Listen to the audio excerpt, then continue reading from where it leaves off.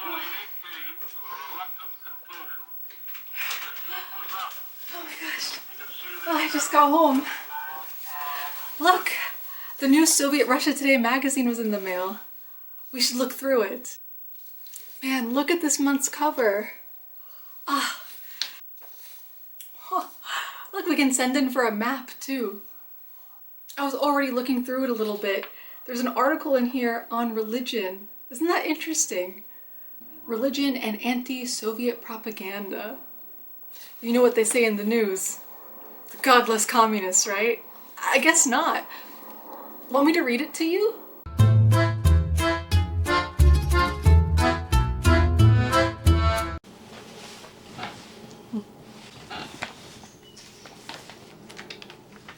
I mean, there's so many good articles in here, but I think we should definitely start with this one. Yeah, Religion and Anti-Soviet Propaganda by Reverend William Howard Malish? They got a reverend to write it. Look. Even just here we'll learn a little something. Much of the hostility which Americans have been evidencing toward the Soviet Union is cloaked in the language of religion. It can be divided into 3 distinct types. First, okay, so he's breaking it down for us. Okay, what's number 1? First, there is antagonism of those who personally care little or nothing about religion, but find in religion a convenient pretext and vehicle for anti-Soviet propaganda. This is pointed out to really religious people. They are the first to denounce it and to feel a deep resentment at such exploitation of religion by individuals whose motives are political and economic. Second, 2, there is the antagonism of certain groups who do not believe in the traditional American principle of separation of church and state. They are fundamentally opposed to the religious policy of the Soviet authorities, which is in essence the same as ours. Certainly, no religious American should allow himself to be influenced in his attitude towards the Soviet Union by the denunciations and the attacks of such groups, as would disavow the traditional American policy in which he believes. Oh, this is too good. Third, man, they're really breaking it down. Third, there is the antagonism of those who, through sheer ignorance of the truth concerning Soviet religious policy and practice, continue to parrot old and outdated prejudicial statements about persecution and anti-religious activity in the Soviet Union. Fortunately, most of the Americans who express hostility to the Soviet Union on religious grounds belong to this third type. And I am happy to relate that in my own experience, such of them as I have met in public meetings have shown a ready willingness to listen to a fair presentation of the facts. Oh, well, that's good. Everyone is made more conscious of new global relationships under the pressure of wartime developments. I mean, those Soviets are certainly winning the war in Europe for us, aren't they? And this is resulting in an eagerness to think things through with candor and with some cordiality. Ugh. Not always said all the words I've read out loud before. Almost invariably, the result of such discussion is a more friendly attitude and a greater measure of understanding. At this moment, I am more optimistic than I have ever been before that the religious antagonism towards the Soviet Union is on the way to being dispelled. Oh, I hope so. It just doesn't seem fair, does it? So many people there. Of course, many of them believe in God. The facts about religion in Russia are clear and straightforward. Freedom of religious worship is guaranteed by the Soviet Constitution, and the Soviet government is ascribing its signature to the Religious Freedom Clause at the Atlantic Charter was not acting dishonestly or cynically.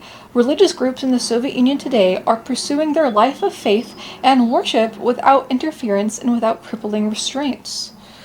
It is true that the sphere of church activities is circumscribed to the nature of a socialist society, and that such a society has taken over many of the philanthropic and educational functions which have hitherto been associated with religious institutions. That is, hospitals, orphanages, homes for the aged, school, and the like.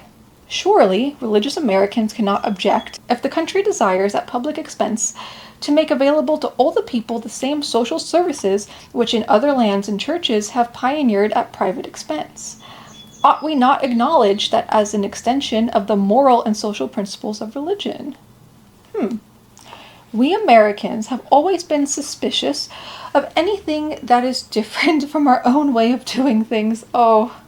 Here in the United States, religion is not only free, but actually it is afforded preferential treatment in respect to taxation and certain privileges granted to religious institutions and to the clergy. This preferential treatment is the result of a long history of the services to American society which the churches and religious institutions have been rendering. It didn't just happen. It was earned, and we of the churches know that it can be forfeited if we lose the perspective of our true spiritual and ethical function. In the Soviet Union, where contrary to our American experience, there has been a tragic history of disservice to the people on the... it's continued on page 34. Let me find it.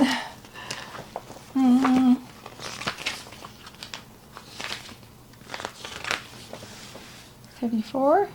Yes, here it is. Okay, so the service to the people on the part of the churches in the past. It should not surprise or anger us that there should be granted to the churches religious freedom, that no privilege and no preferential treatment. People sometimes say to me, let the Soviets grant to the churches the same privileges we have, and then we will be friendly to Russia. What value would such privileges be to churches which had not themselves earned them? Would the granting of such privileges endear the churches to the Russian people? Would worldwide religion benefit by a series of such privileges being granted within Russia because of pressure from without? Isn't this just another polite form of international blackmail? Yeah, he's right. Religious Americans must learn the same lessons of patience which Russian Christians have had to learn. Russian Christians today know that the real clue of the future lies in terms of patience and faithful service. They know that when such privileges come, as someday will come, it will be because the people at large recognize that they have been deserved. I have noticed in the religious press in recent months a considerable number of articles grudgingly admitting that there has been a change for the better within Russia between the state and the churches. They go on to state that these changes have been forced upon the communists by the war. This is a typical religious canard. Do you know how to say this word? Please let me know. The truth, insofar as I can get at it, is quite the contrary. The Soviet government has in no way altered its basic policy toward religion since the war began. This, in my opinion, is to its credit. It might very easily have thrown a few sops to foreign public opinion. This it has refused to do because it believes in the essential rightness of its basic religious policy. What has happened since the outbreak of the war is that religious Russians, Christians, Jewish, Mohammedan, there's so many Muslims there just like me, have all thrown their wholehearted support behind the Soviet government and have backed up the civilian defense program, assisted in the war bond drives, and contributed generously in the war relief campaigns. This identification of the life of religion with the life of the people has been having a natural and wholesome response. Such results indicate the real solution to the issue of church and state everywhere.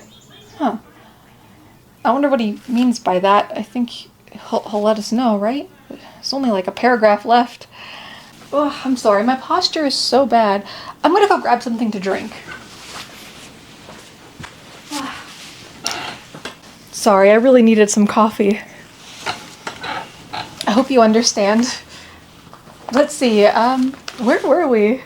As an American churchman, I do not ask for religion any special privilege, only the opportunity for religion to make its contribution and to win such respect as it deserves. I am convinced that this opportunity is given in the Soviet Union. If American men and women of religious faith desire to make some contribution to the strengthening of religion in Russia, let them do it by avoiding old prejudices and antagonisms, and by showing some measure of understanding and sympathy for the real moral and social advances which the Russians have made under the Soviet regime, especially in respect to the elimination of economic exploitation and the establishment of genuine equality for the many racial, cultural, and religious minorities in the Soviet Union.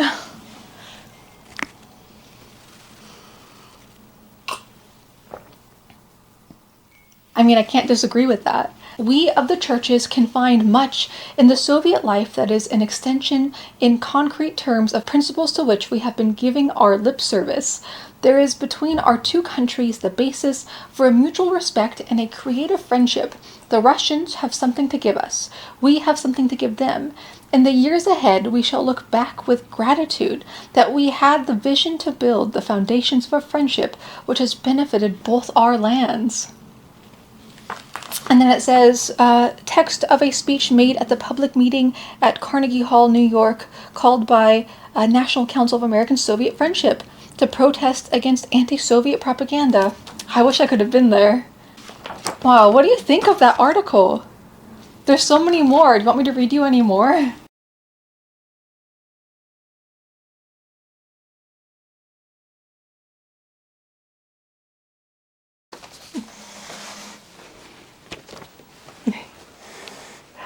All right. Oh, that's not high enough, is it? There we go. You're on my TV. Oh, I hope this isn't too scratchy. There's not a lot of places to put this. Oh. All right. If it makes some sounds, don't be too much of a jerk about it in the comments.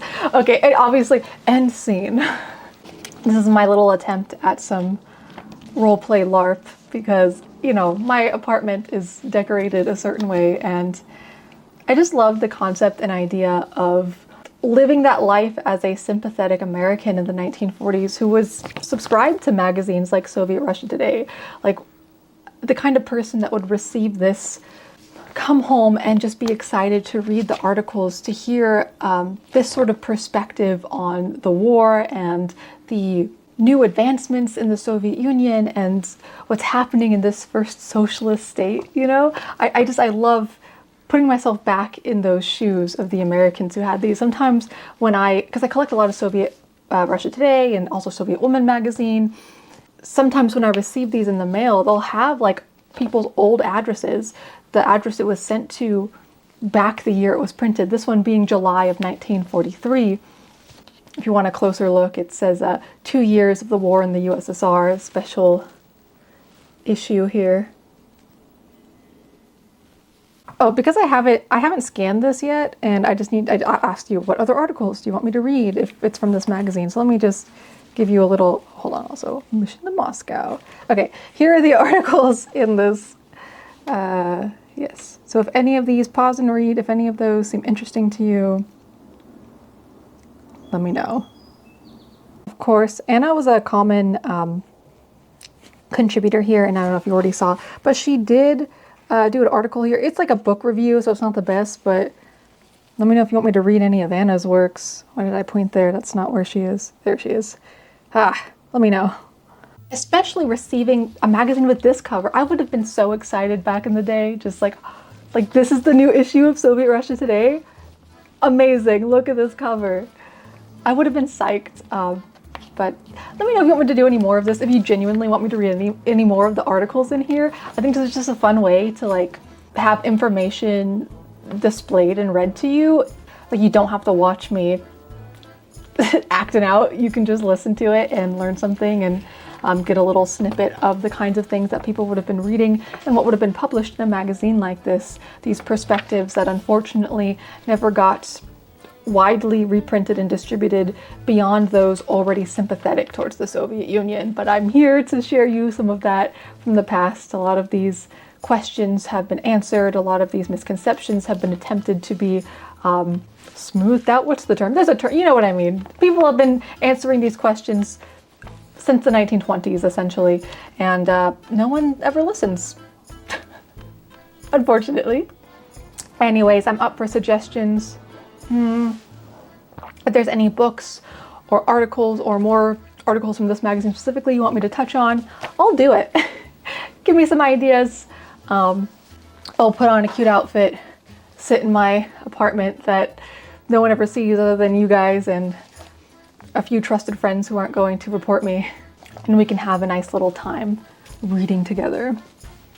I'm sure this is someone's fetish, and if it is, you're welcome. All right. Assalamu alaikum, comrades, by the way. Please be inspired by history, and links are down below. Support me. Bye.